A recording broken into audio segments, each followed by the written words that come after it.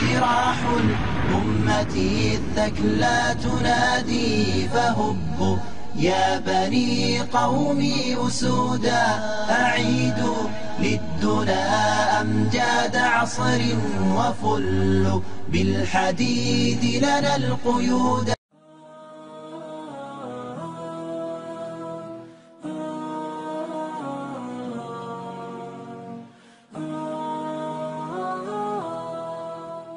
اذكر الله أيها المؤمن في كل آن وحين. اذكر الله وأنت على مقعدك في الطائرة. اذكر الله وأنت في خلوتك في مسكنك أو في فندقك. اذكر الله وأنت مع أقرانك وخلطائك في مجلسك. اذكر الله وأنت غاد إلى بيت من بيوته. اذكر الله وأنت ترقى سلم بيتك. اذكر الله وأنت بين أبنائك وبناتك. اذكر الله في كل آن وحين. إن في خلق السماوات والأرض واختلاف الليل والنهار آيات لأولي الألباب الذين يذكرون الله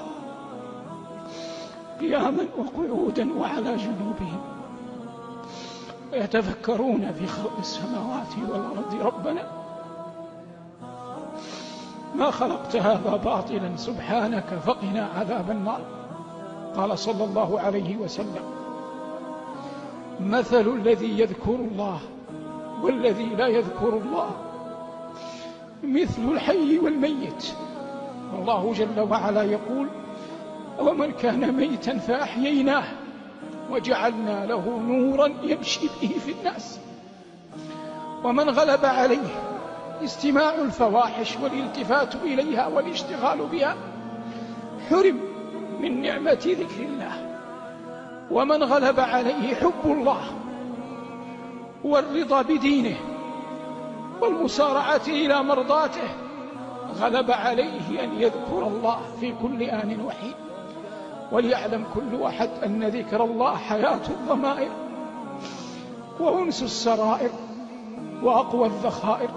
قال أصدق القائلين: الذين آمنوا وتطمئن قلوبهم بذكر الله ألا بذكر الله تطمئن القلوب. يا أمة الإسلام بشرى لن يطول بك الهوان قد لاح فجرك باسما فلترقبي ذاك الزمان. إن الدين عند